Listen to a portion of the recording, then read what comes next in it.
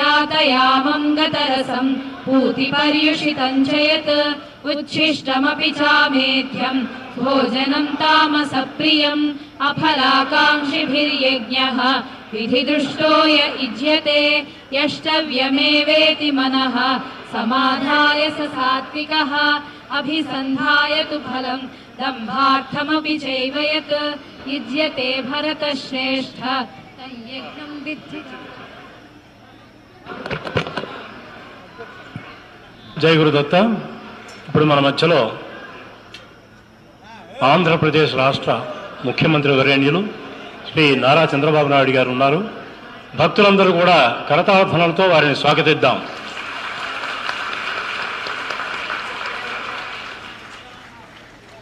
దత్తాత్రేయ సమారంభాం నృసింహాదిక మధ్యమాం సచ్చిదానంద పర్యంతాం వందే గురు పరంపరాం. అపర దత్తాత్రేయ అవతారమూర్తులు అవధూత దత్తపీఠాధిపతి పరమ పూజ్య శ్రీ శ్రీ శ్రీ గణపతి సచ్చిదానంద సద్గురుదేవుల యొక్క దివ్య పాదార విందాలుగా ప్రణమిల్లుతూ దత్తపీఠ పరంపరకు నమస్కరిస్తూ ఈ కార్యక్రమానికి అనుమతిని వేడుకుంటున్నాం. పూజ్య స్వామీజీ వారు 1966 ప్రాంతాల్లో మైసూరులో అవధూత దత్తపీఠాన్ని స్థాపించి తదాదిగా గడిచిన 55-60 సంవత్సరాలుగా ప్రపంచం అంతటా కూడా అనేక దత్తపీఠ శాఖల్ని స్థాపన చేశారు. భారతదేశం వెలుపల 16 శాఖల్ని ఏర్పాటు చేశారు.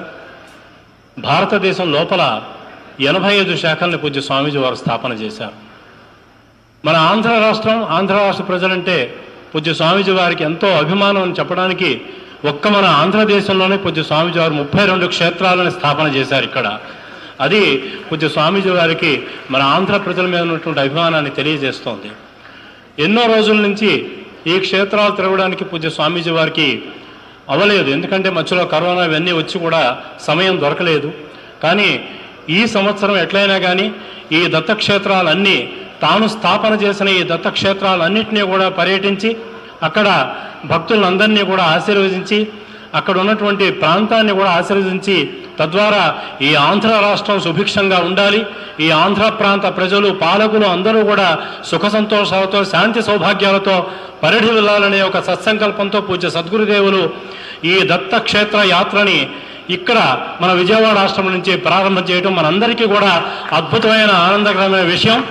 దానికి మరింత ఆనందకరమైన విషయం ఏంటంటే సాక్షాత్తు మన రాష్ట్ర ముఖ్యమంత్రి గారు గౌరవనీయులు శ్రీ నారా చంద్రబాబు నాయుడు గారి చేతుల మీదుగా ఆ కార్యక్రమం ప్రారంభం అవటం మనందరికీ మరింత ఆనందకరమైన విషయం. ఈ కార్యక్రమం చిన్నది కాదు, ఇది ఒక చరిత్రాత్మకమైనటువంటి దత్తక్షేత్ర యాత్ర. ఈ యాత్రలో మన రాష్ట్ర ముఖ్య సారథి ముఖ్యమంత్రి గారు వారే ముందుండి ఈ కార్యక్రమాన్ని ముందుకు నడిపిస్తున్నారు. పూజ్య స్వామీజీ వారు దత్తాత్రేయుని తన వెంట తీసుకుని రాష్ట్రమంతా కూడా సస్యశ్యామలంగా ఉండాలి, ప్రజలందరూ ఈతి బాధల నుంచి బయటపడాలనే ఉద్దేశంతో దత్తస్వామిని ప్రార్థన చేస్తూ మనందరికీ ఎక్కడెక్కడ క్షేత్రాలను అక్కడికి వెళ్తున్నారు కాబట్టి మనందరం కూడా ఈ క్షేత్రంలో ఈ పర్యటనలో పాల్పంచుకుందాం. తర్వాత ఈ సూచనంగా ఈ దత్తక్షేత్ర యాత్ర ప్రారంభ సూచకంగా ఈ జ్యోతి ప్రజ్వలనం చేయాలని గౌరవనీయ ముఖ్యమంత్రి వర్యులు శ్రీ నారా చంద్రబాబు నాయుడు గారిని కోరుతున్నాం. అట్లనే ఇక్కడ ఒక పరివార భవన సముదాయం నిర్మించబడింది, పూజ్య స్వామి గారు నిర్మింపజేశారు. దాని ఉద్ఘాటన కూడా శ్రీ ముఖ్యమంత్రి గారు చేయాల్సిందిగా కోరుతున్నాం.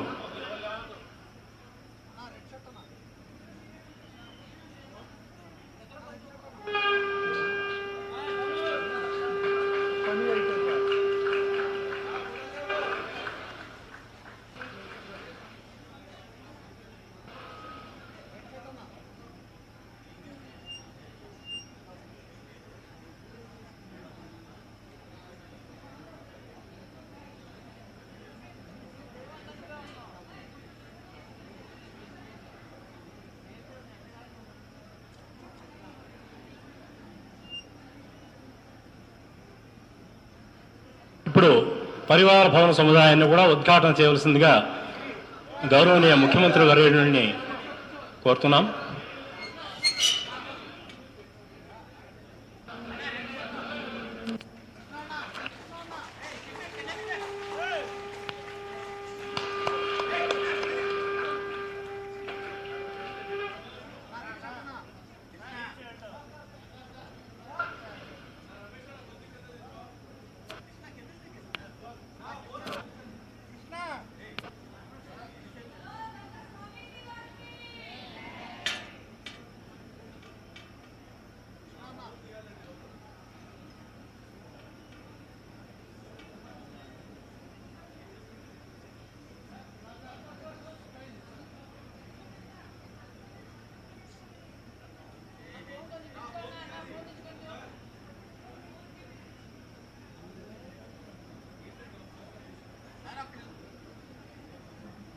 ఈ కార్యక్రమంలో రాష్ట్ర దేవాదాయ శాఖ మంత్రులు శ్రీ ఆనం రామనారాయణ రెడ్డి గారు కూడా ఉండటం అందరికీ అత్యంత లాభం. ఇప్పుడు గౌరవ ముఖ్యమంత్రి వర్యులు కొంచెం స్వామిజీ గారికి మరియు బాలస్వామి గారికి పుష్పమాల సమర్పణ చేస్తారు.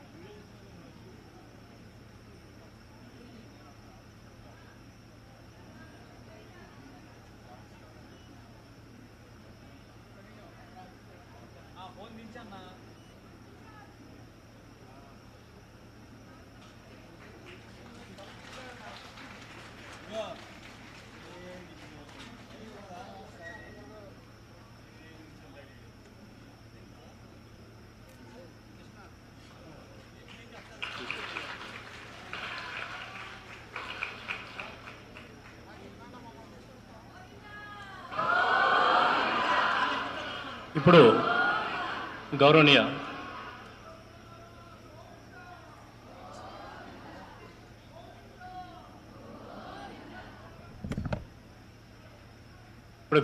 ముఖ్యమంత్రి వర్యులకి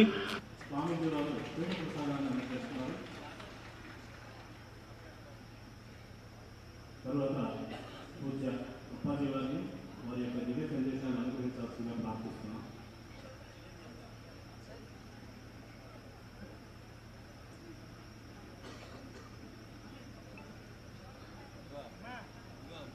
రాష్ట్ర పబ్లికేషన్స్ అన్ని కూడా గౌరవనీయ ముఖ్యమంత్రి గారికి మన డైరెక్టర్ శ్రీ మణిశంకర్ గారు అందజేస్తున్నారు.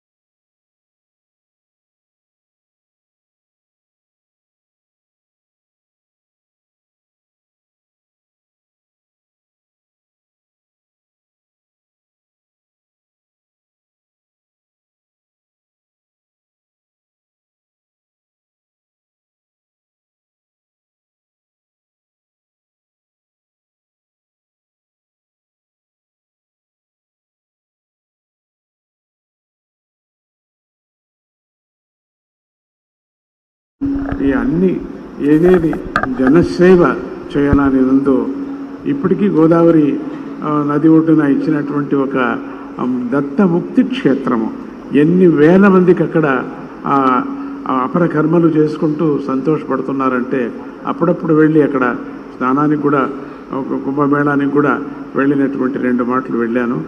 మళ్ళీ ఈ 4 ఏళ్ళుగా ఎందుకో ఈ పర్యటన ఎందుకు చేయలేదో అది భగవంతుడికే తెలుసు.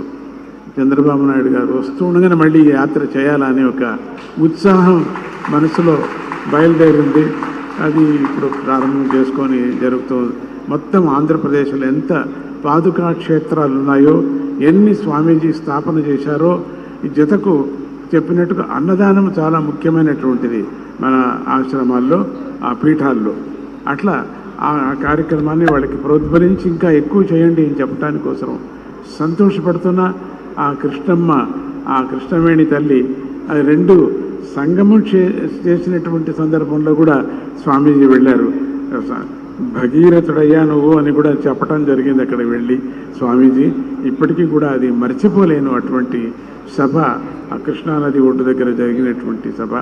అట్లనే మళ్ళీ పరమాత్ముడు మళ్ళీ ఆ మంచి కర్మయోగిని మళ్ళీ మనకు తీసుకొచ్చి ఇచ్చారు. చంద్రబాబు నాయుడు గారు మంచి కర్మయోగి. ఆయన ఏమేమి సంకల్పించారో, భగవంతుడు అమ్మవారు ఆయనతో ఏమేమి చేయించాలనుకుందో నిర్విఘ్నంగా జన సహకారముతో,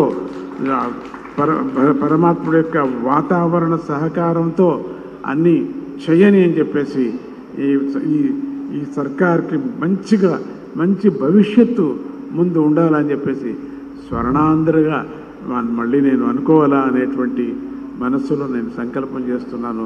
ఎంత సంతోషమైందో, ఆ సంతోషానికే నేను వయస్సు లెక్క చేయకుండా, ఏమీ లెక్క చేయకుండా పరిగెత్తుకొని వచ్చాను. అన్ని చోట్ల తిరుగుతున్నాను. చంద్రబాబు నాయుడు గారికి మంచి శక్తిని, మా ఆత్మస్థైర్యాన్ని, అట్లనే ఆ చుట్టూ ఉండేటువంటి ఆ పరివార మంత్రాంగానికి అటువంటి శక్తిని, నిస్వార్థమైనటువంటి సేవా శక్తిని వాళ్ళకు ఇవ్వని, ఆయన యొక్క సంకల్పం నెరవేరని అని జగన్మాత అయినటువంటి గీతామాతను అన్ని చోట్ల మేము ప్రచారం చేస్తున్నాం. ఆ గీతామాతను కూడా ఈరోజు పారాయణం కూడా చేశారు. గీతా పారాయణం ఎంతోమందికి గోల్డ్ మెడల్ కూడా తీసుకున్నారు. అటువంటి పారాయణం చేసి గీతామాతకు, అట్లనే మరగత రాజరాజేశ్వరి అమ్మవారికి కూడా నేను వేడుకుంటూ సక్సెస్ కానీ, ఆయన యొక్క విచారాన్ని దిగ్విజయం కానీ అని చెప్పి ఆశీర్వాదం చేస్తూ, ఆయన మంత్రాంగానికి, ఆయన యొక్క సర్కారానికి ఈ గవర్నమెంట్ మంచి గవర్నమెంట్గా మనకు ఉండని, స్వర్ణాన్ని మనం చూసేటువంటి యోగం మనకు కలగని. అంటే బంగారు అంటే లక్ష్మి అంటే సుఖం, శాంతి అని అర్థం. అటువంటి సుఖ శాంతులు ఉండని అని చెప్పి వేడుకుంటూ ఇక మళ్ళీ నేను వదలటానికే ఇష్టం లేదు. అంత సంతోషంగా ఉంది. ఆ సంతోషం హృదయంలో ఉంది, బయటికి రావటం లేదు. అట్లా ఆ సంతోషాన్ని వ్యక్తం చేస్తూ ఆయనకు మంచిది కానీ అని చెప్తూ ఈరోజు చిన్న ఒక కార్యక్రమాన్ని కూడా ఇక్కడ చేయటానికి వచ్చారు. ఎన్నో 2-3 మాటలు అయింది ఇక్కడికి వచ్చారు. ఎన్టీ రామారావు కూడా ఇక్కడికి వచ్చారు. మొదట్లో ఈ యజ్ఞశాలను ప్రారంభం చేసింది ఆయన. క్షిప్ర గణపతి యజ్ఞశాల ప్రారంభం చేశారు. అవన్నీ నేను జ్ఞాపకం చేసుకుంటున్నాను. అట్లా అంటూ ఆ విధంగా ఒక ఫ్యామిలీ మెంబర్గా నా మనసులో ఉంది. కానీ ఏదో మినిస్టర్ చంద్రబాబు నాయుడు అట్లా ఆ విధంగా నాకు లేనే లేదు. ఒక ఫ్యామిలీ మెంబర్గా నేను ప్రార్థన చేస్తున్నాను అని చెప్పి, మా ఫ్యామిలీ మెంబర్కి బాగా కానీ అభివృద్ధి కానీ అని చెప్పి, ఆయన అనుకున్నదంతా బాగా జరగని, ప్రజలందరూ క్షేమంగా ఉండని అని చెప్తూ, కొంచెం తక్షణమే అయ్యలేదు కదా. రాముడు రాజ్యానికి వచ్చాడు. రామరాజ్యానికి వచ్చిన తర్వాత మీరు చూడండి, రామాయణంలో ఆయన రాజ్యానికి వచ్చిన తర్వాత 5 ఏళ్ళు అయింది. మళ్ళీ అభివృద్ధి కావాలంటే ఇమ్మీడియట్గా అందరినీ ఆకాశానికి తక్షణం పెండాలు వేయలేం కదా. ఇమ్మీడియట్గా కావాలంటే ఎక్కడవుతుంది మనకు? అవుతుంది, సమయం కావాలి కదా. చెడుది కావటానికి ఎన్నో ఏళ్ళు పట్టింది, మంచిది కావటానికి ఇమ్మీడియట్గా కావాలా ఎట్లవుతుంది? దానికన్నా తగ్గుతుంది. చెడు కావటానికి అట్లయితే మంచి కావటానికి కొంచెం సమయం కావాలి కదా. అందుకని ఆ సమయం అవుతుంది. మనమందరూ కూడా అందరూ దానికి సహాయ హస్తలుగా మనం అందరూ అందిస్తాం అని చెప్పి ఈ యొక్క పెద్ద యజ్ఞం చేస్తున్నారు ఆయన. మనసులో చాలా పెద్ద యజ్ఞం. ఏదో ఒక అమరావతిని మనకు అమరావతి అనేటువంటిది ప్రారంభంలో నేను సంతోషపడ్డాను, అమరావతి మనకు వచ్చిందని. మళ్ళీ అమరావతి మనకు వచ్చేసింది. మనకే అమరావతిలో మనం ఉంటున్నాము. అమరావతి అని చెప్పుకుంటున్నాం మనం. ఇంతవరకు నేను విజయవాడ అనుకుంటుంటే అడిగారు అమెరికాలో కూడా, మీ రాజ్యం ఏది అని. విజయవాడ. ఏం చెప్తాను నేను? ఇప్పుడు చెప్తాను నేను అమరావతి అని చెప్తాను. నేను రాజ్యం నేను చెప్పుకుంటాను, నా అమరావతి అని నేను చెప్తాను. అటువంటిది అమరావతి అంటే ఇంద్రలోకము అన్నమాట. అటువంటి స్వప్నాన్ని చూసి ఇప్పుడు చేయటానికి ప్రారంభం చేసుకున్నారు. అది మంచిగా కలగని, సిద్ధి కలగని అని అంటూ ప్రతి నిత్యము ఆయన గురించి కొంచెం కష్టాలు ఉన్నప్పుడు ప్రతినిత్యం యజ్ఞం చేశారు స్వామీజీ. యజ్ఞం చేసి మైసూరులో ఆ యజ్ఞం ప్రసాదం ఎవరితో నేను ఇచ్చి పంపించలేదు. నేను ఇవ్వకూడదు, నేనే ప్రత్యక్షంగా ఇవ్వాలని అమ్మ సాక్షిగా ఈరోజు ఆయనకు ఆ ప్రసాదాన్ని అందించడం జరిగింది. నాకు సమాధానమైంది అని అంటూ ఆయనకు శ్రేయస్సు కలగని అని అంటూ ముందు కార్యక్రమానికి మీరు మాట్లాడాలి. మీరు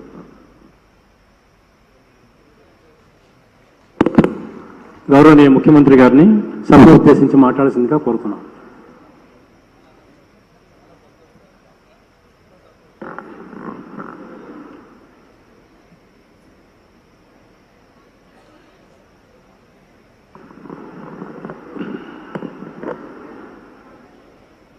గౌరవనీయులు పూజ్యులు శ్రీ గణపతి శ్రద్ధాను స్వామీజీ, గౌరవనీయులు పూజ్యులు శ్రీ దత్త విజయానంద తీర్థ స్వామీజీ, ఈ సమావేశానికి విచ్చేసిన భక్తులందరికీ పేరు పేరున మనస్ఫూర్తిగా నమస్కారాలు, అభినందనలు. ఈరోజు స్వామీజీని ఇక్కడ నేను దర్శనం చేసుకోవడం నా అదృష్టంగా నేను భావిస్తున్నా. ఆయన ఆశీస్సులు తీసుకున్నా. ఆయన ఎప్పుడు కూడా ఒక మంచి మనసుతో ఆశీర్వదిస్తారు. సమాజం కోసమే ఆయన పనిచేస్తున్నారు. ఈరోజు ఆయన చెప్పిన మాటలు కూడా మీరు వింటే, ఆయన నేను కష్టాల్లో ఉన్నప్పుడు ఆయన పూజ చేసి నాకు ఆ ఫలితాన్ని ఇప్పుడు నా చేతికిచ్చారు. అంటే ఒక మంచి కోసం ఏ విధంగా ఆలోచిస్తారో స్వామీజీ ఒక ఉదాహరణ అని చెప్పి నేను మీకు అందరికీ తెలియజేస్తున్నా. వారి జీవితంలో మీరు చూస్తే దత్త క్షేత్రాలు పెట్టి అక్కడ భక్తుల కోసం అనేక సందర్భాల్లో రావడం. ఒకసారి ఇక్కడే వారిని కలిశాను, హైదరాబాద్లో అనేక సార్లు కలిశాను. వారిని ఎప్పుడు కలిసినా ఎంత సమయం ఉన్నా అక్కడే ఉండాలి అనే మనశ్శాంతి ఆయన దగ్గర దొరుకుతుంది. అది ఒక అదృష్టం అని చెప్పి కూడా నేను మీకు తెలియజేస్తున్నా. చాలా తక్కువ సమయంలో ఒక మెసేజ్ ఇచ్చారు. నా సంకల్పం స్వర్ణ ఆంధ్రప్రదేశ్ చేయాలని. ఒకప్పుడు విజన్ 2020 తయారు చేస్తే చాలామంది సమైక్య ఆంధ్రప్రదేశ్లో తప్పుపట్టారు. కానీ ఆ విజన్ ఈరోజు యథార్థ రూపాన్ని చూపించే పరిస్థితి వచ్చింది. ఈరోజు ఏదైతే విజన్ 2047 స్వర్ణాంధ్ర దిశగా ఆలోచిస్తున్నాం, నేను స్వామీజీకి ఒకటే హామీ ఇస్తున్నా. ఏదైతే సంపద రావాలి, అదేవిధంగా మీ అందరికీ ఆనందంగా ఉండాలి. సంపద ఇవ్వడంలో మేము ముందుకెళ్తాం, కానీ ఆనందంగా మీరు ఒక పద్ధతి ప్రకారం ఉండాలంటే అది స్వామీజీ వల్లనే సాధ్యం అని చెప్పి కూడా నేను మీ అందరికీ తెలియజేస్తున్నా. ఎప్పుడు కూడా యథార్థాన్ని చెప్పే పరిస్థితిలో ఉండాలి. స్పిరిచువాలిటీ కూడా మనకు ఉండాల్సిన అవసరం ఉంది. అదే సమయంలో భగవంతుడు ఆశీస్సులు కూడా మనకు ఉండాల్సిన అవసరం ఉంది. ఆ భగవంతుడికి దగ్గర చేర్చే వ్యక్తే మన పూజ్యశ్రీ స్వామీజీ అని చెప్పి కూడా నేను మీకు తెలియజేస్తున్నా. చాలామందిని చూశాం, కానీ నాదస్వరంతో మన అందరికీ సమస్యలుంటే పరిష్కారం చేసే శక్తి ఒక్క మన స్వామికే ఉండడం మనందరి అదృష్టం కూడా. ఈరోజు మళ్ళీ నేను అన్ని క్షేత్రాలు తిరుగుతానని 53 రోజులు ఈ రాష్ట్రంలో ఉన్నారంటే వారు ఇక్కడ ఉన్నంత వరకు అన్నీ కూడా మనకు శుభమే జరుగుతుంది. నేను వారికి ఒకటే హామీ ఇస్తున్నా, మీరు చేసే ప్రజలకు మంచి కోసం మీరు తాపత్రయం పడుతున్నారు. వారికి దేవుని కృప కలగాలని మీరు ఆలోచిస్తున్నారు. నేను కూడా ఆలోచించేది మీ యొక్క ఆశీస్సులతో ఈ ప్రజలకు ఆర్థిక స్వావలంబన జరగాలని, పేదరికం పూర్తిగా పోవాలని, ప్రజలందరూ ఆనందంగా ఉండాలని చెప్పి ఆశిస్తున్నా. దానికి పూర్తిగా స్వామీజీ యొక్క ఆశీస్సులు కోరుకుంటూ ఈరోజు మిమ్మల్ని చూస్తే ఒక ప్రశాంతంగా కూర్చున్నారు ఇక్కడ. అంటే మీరంతా ఒక పరిపక్వంగా కూడా ఉన్నారు.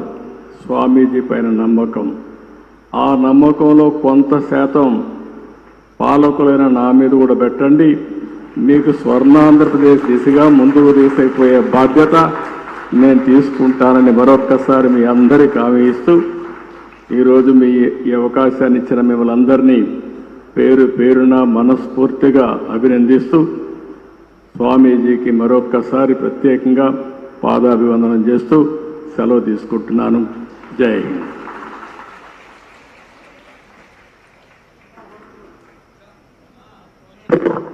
Thank you CM sir. ఈ కార్యక్రమానికి విచ్చేసి వారి బిజీ షెడ్యూల్ ఉన్నా కూడా ఈ కార్యక్రమాన్ని సుసంపన్నం చేసినటువంటి గౌరవనీయ ముఖ్యమంత్రి వర్యనీయులు శ్రీ నారా చంద్రబాబు నాయుడు గారికి దత్తపీఠం విజయవాడ శాఖ పక్షాన అనేక కృతజ్ఞతలు తెలియజేసుకుంటున్నాం. అట్లే honourable minister for endowments Shri Anam Ramanarayana Reddy గారికి కూడా కృతజ్ఞతలు తెలియజేసుకుంటున్నాం. అట్లనే entire council of ministers of government of Andhra Pradesh, MLAs, MPs అందరికీ కూడా విజయవాడ శాఖ పక్షాన కృతజ్ఞతలు తెలియజేసుకుంటున్నాం. మరియు ఈ అడ్మినిస్ట్రేషన్ మొత్తానికి కూడా కృతజ్ఞతలు. అట్లనే police department, both law and order and traffic department వాళ్ళందరికీ, ఫైర్ డిపార్ట్మెంట్కి మరియు మున్సిపల్ కార్పొరేషన్ సిబ్బందికి వారందరికీ, ఎలక్ట్రికల్ డిపార్ట్మెంట్ కూడా కృతజ్ఞతలు తెలియజేసుకుంటున్నాం. జయ గురుదత్త. భక్తులందరూ కూడా తోసుకోకుండా నిదానంగా అన్నప్రసాదానికి వెళ్ళండి. ఎవరు తోసుకోవద్దు. అందరికీ అన్నప్రసాదం ఉంది.